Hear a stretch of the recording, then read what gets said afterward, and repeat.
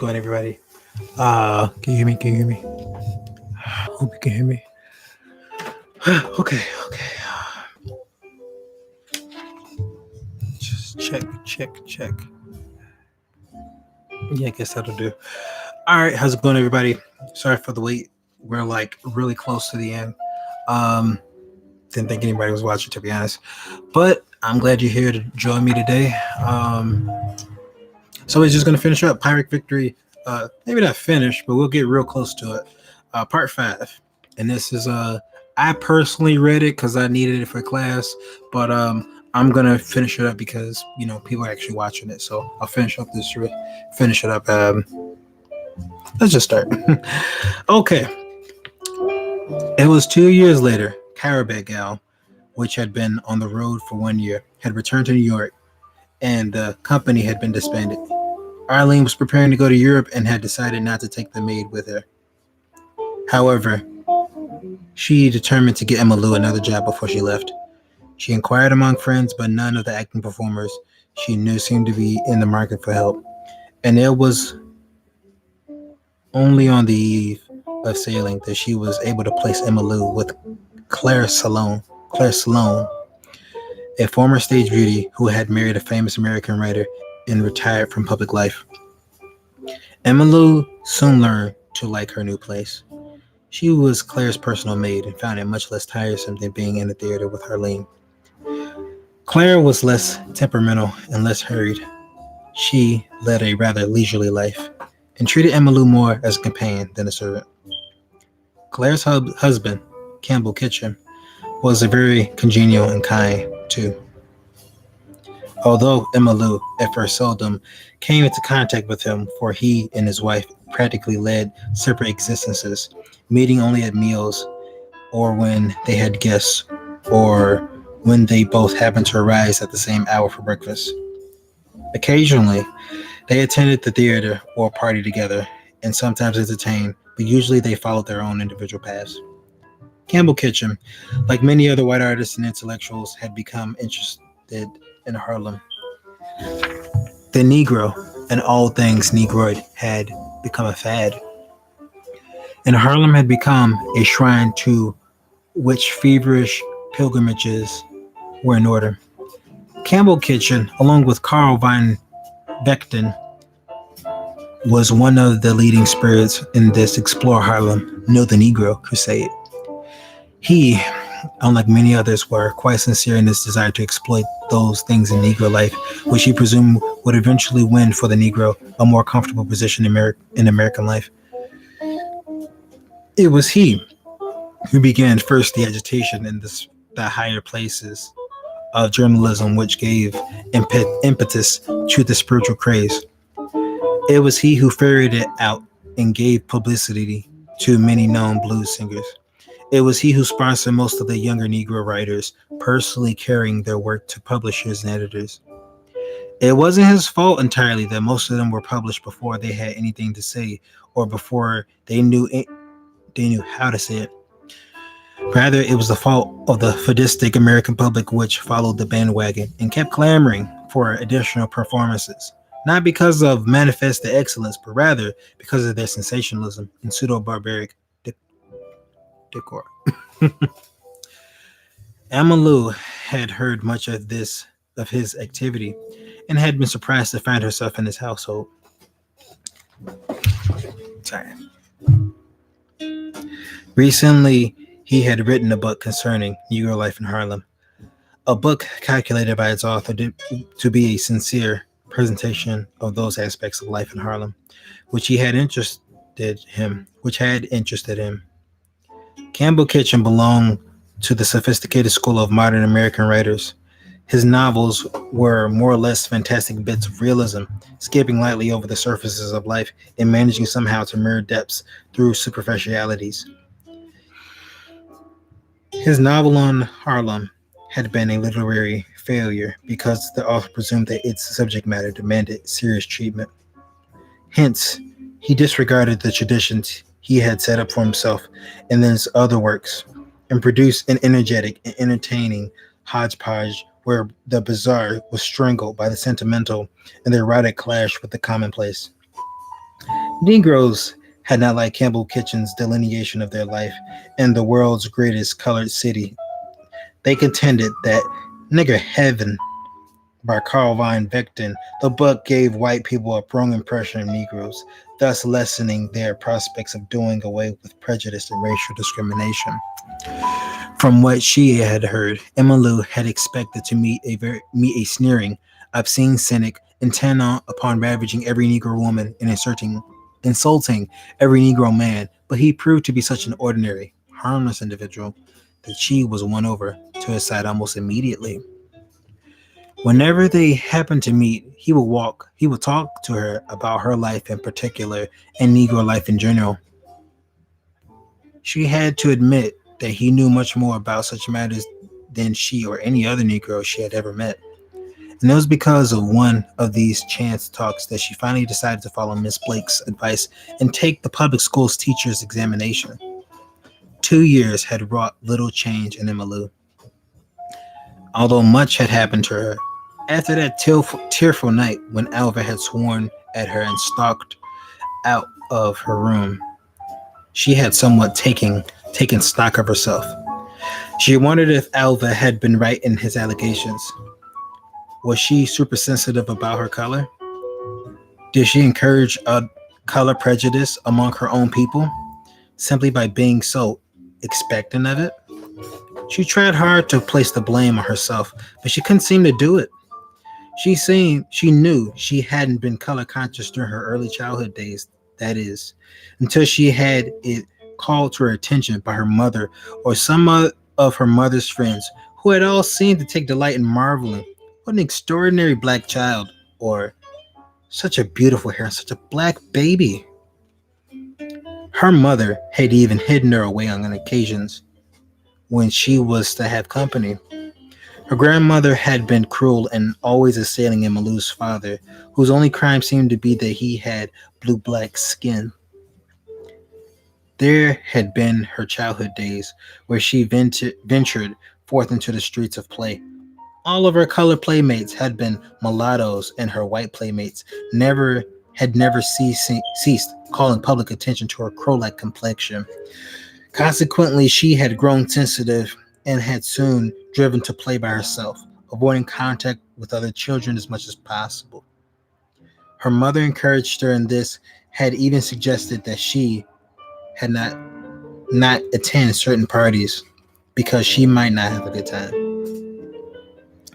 Then there had been the sneering psychological effect of that dreadful graduation night and the lonely and embittering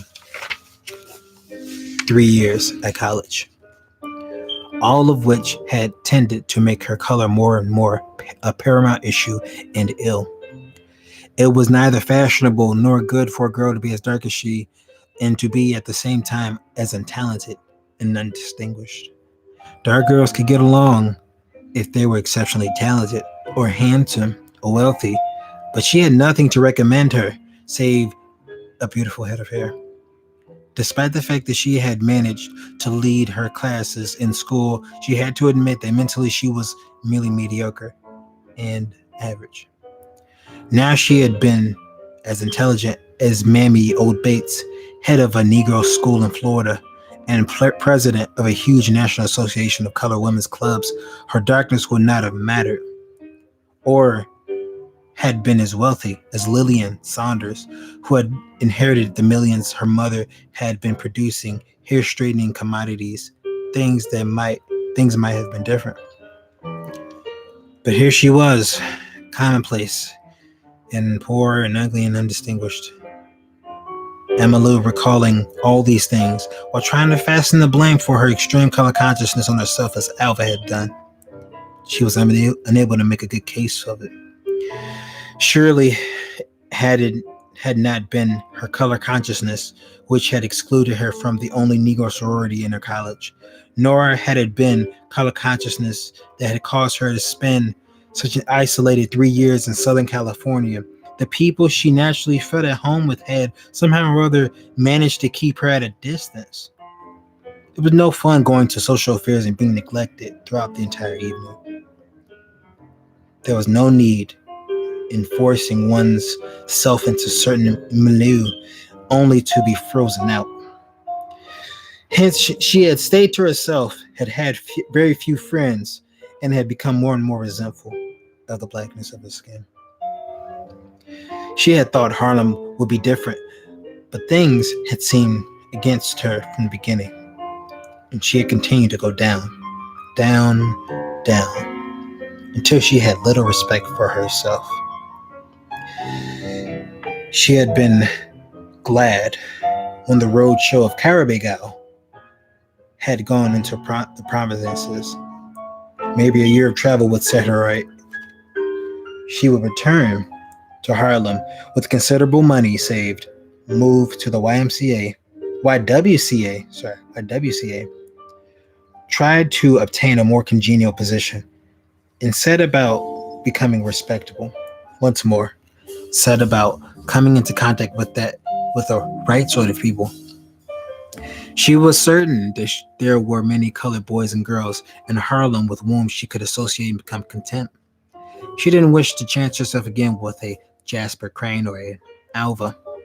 Yet she loved Alva, no matter how much she regretted it, loved him enough to keep trying to win him back, even after his disgust had driven him away from her.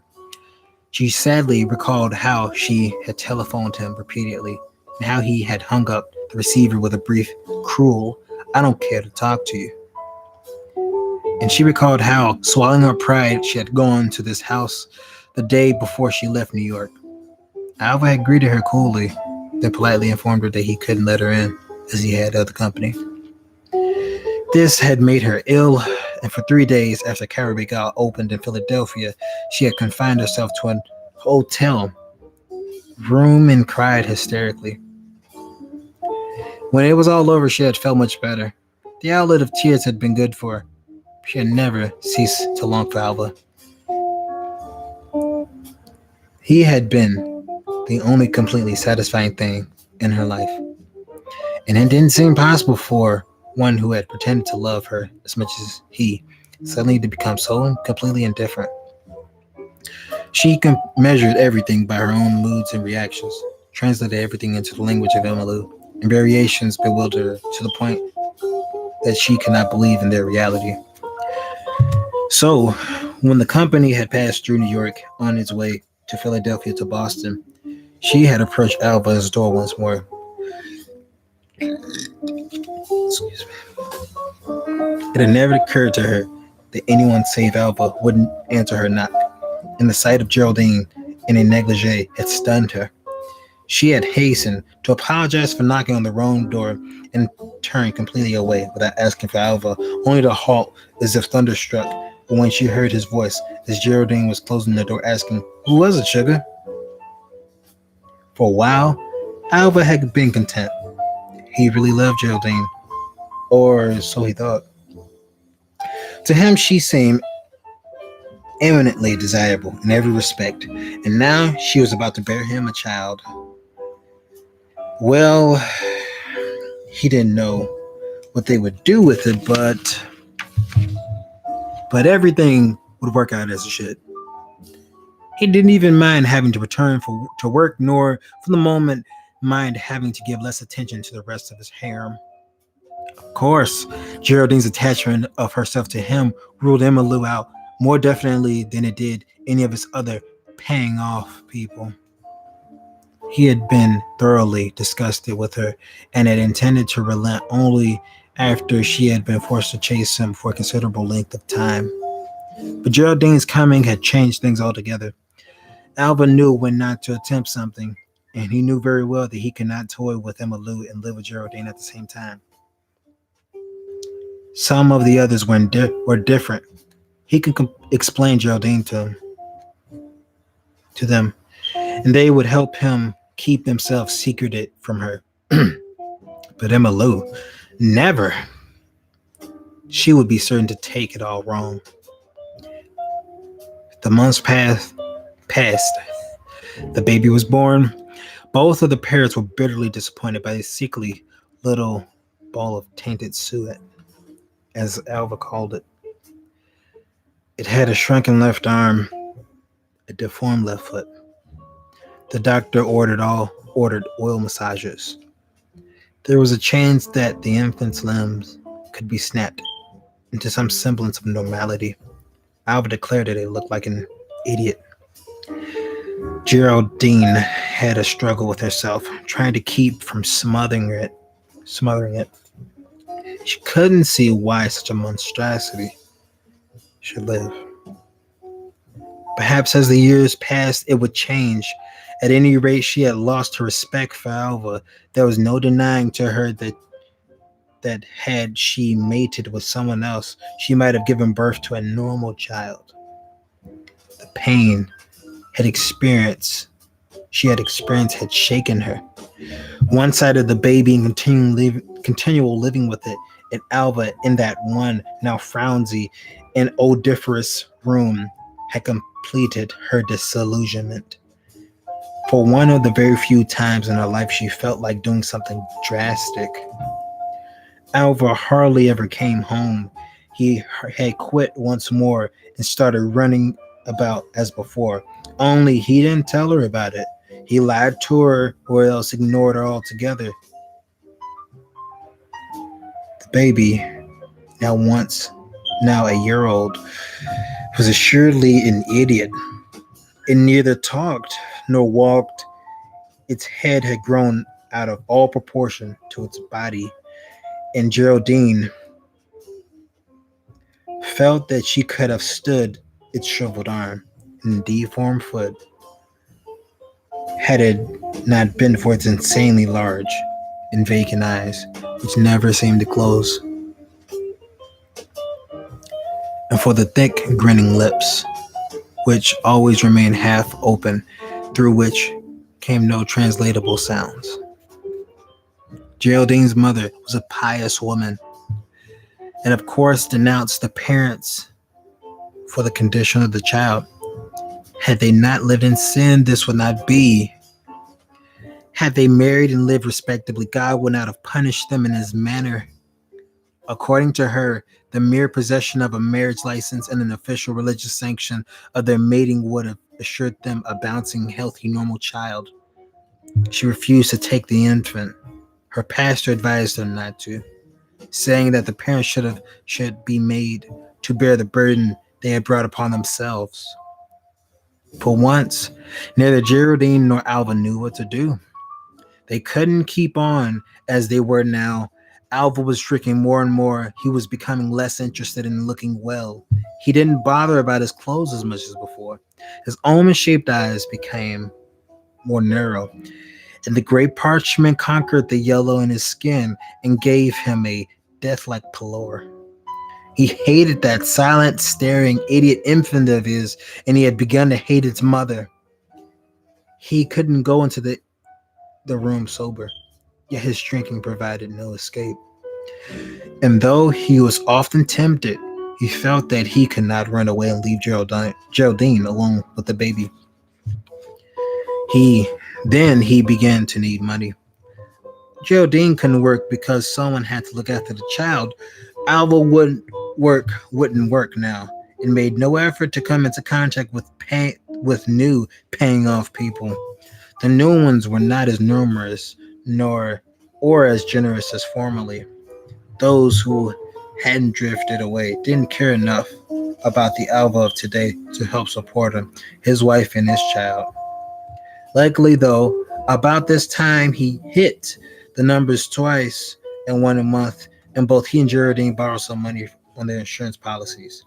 They accrued almost $1,000 from these sources, and wouldn't last. But that wouldn't last forever. And the problem of what they were going to do with the child still remained unsolved. Both wanted to kill it, and neither had the courage to mention the word murder to the other. Had they been able to discuss this thing frankly with one another, they could have seen to it that the child smothered itself or fell from the crib sometime during the night. No one would have questioned the accidental death of an idiot child. But they did not trust one another, and neither dared to do the deed alone. Then Geraldine became obsessed with the fear that Alva was planning to run away from her. She knew that this would mean that she had no idea of letting him do it. Oh, 1 second.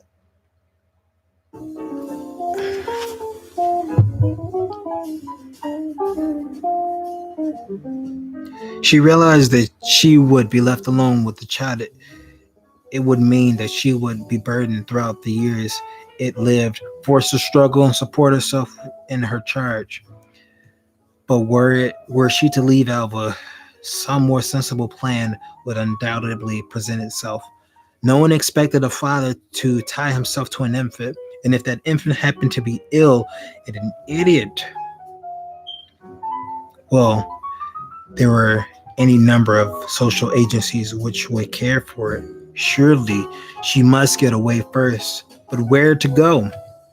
She was stumped again and forced to linger, fearing all the while that Alva would fail to return home once he left.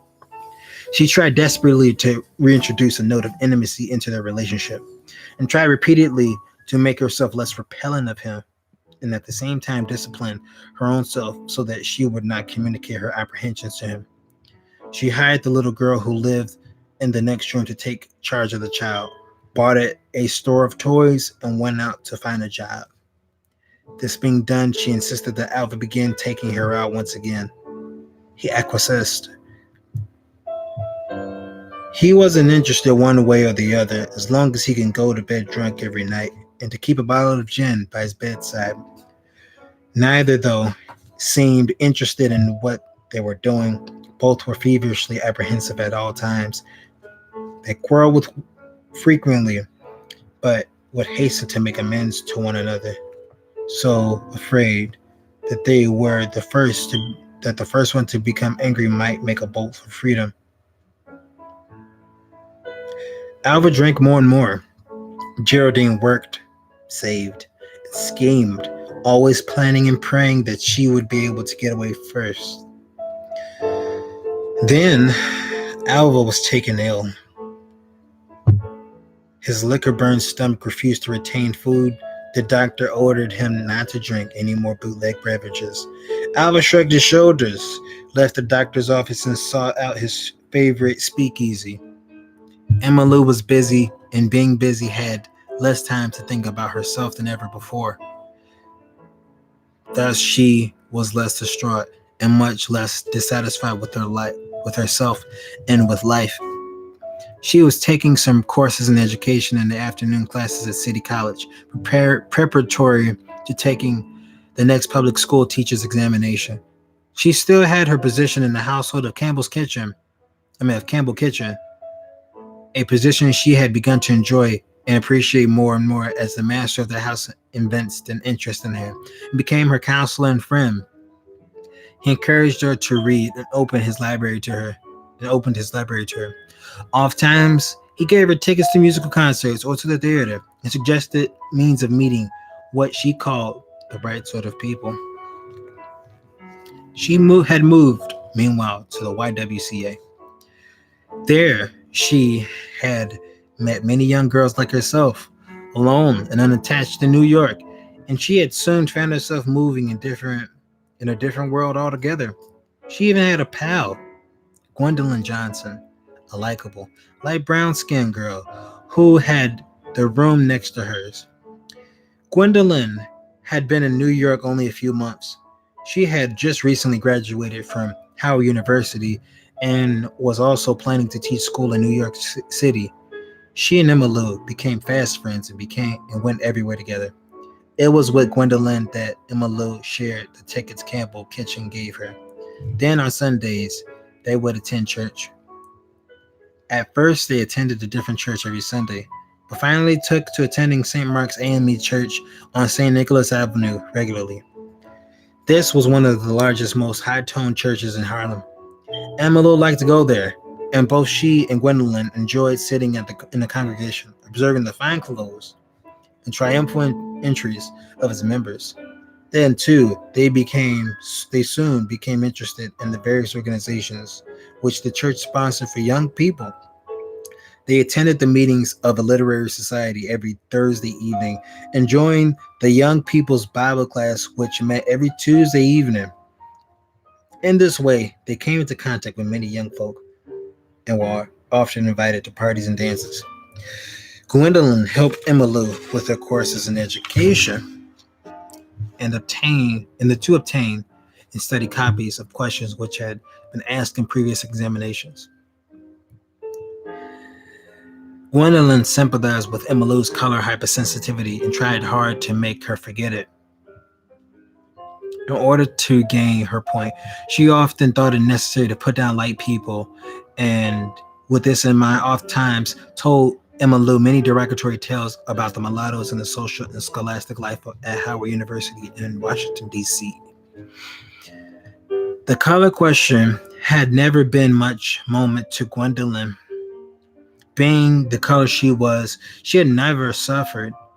In Charleston, the mulattoes had their own church and their own social life and mingled with the darker Negroes only when the Jim Crow law or racial discrimination left them no other alternative. Gwendolyn's mother had belonged to one of these persons of color families, but she hadn't seen much in it at all. What if she was better than the little black girl who lived around the corner? Didn't they have to attend the same color school? Didn't they have to ride in the same section of the streetcar? And were they not? And were not they both subject to be called nigger by the poor white trash who lived in the adjacent block?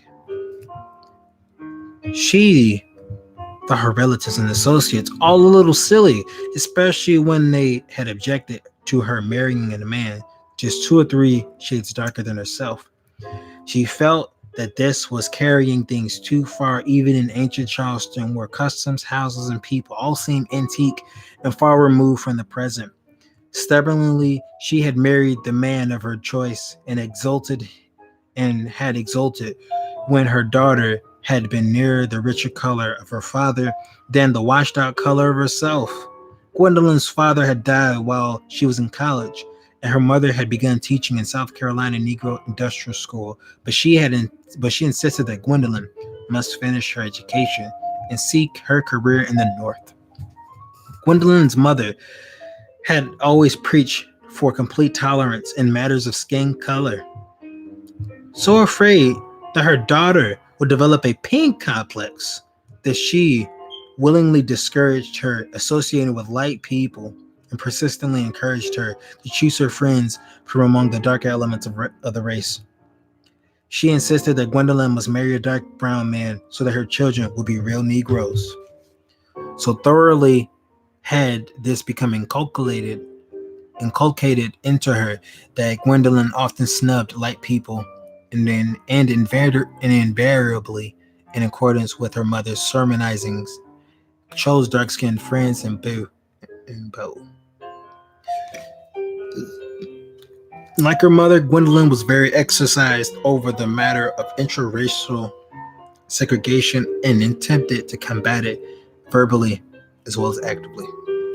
All right, well, a little long, real close to the 30th mark.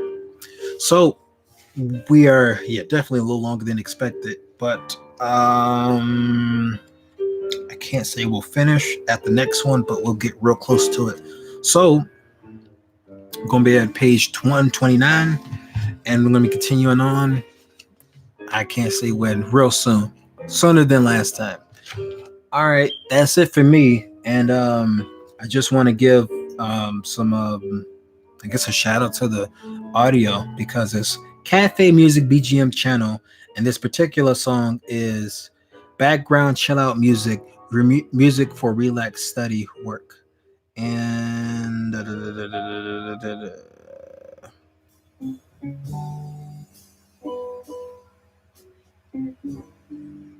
I'm sure if this is, I'm not sure. I know it's just jazz, so and it's bossa nova. But that's it. That's it.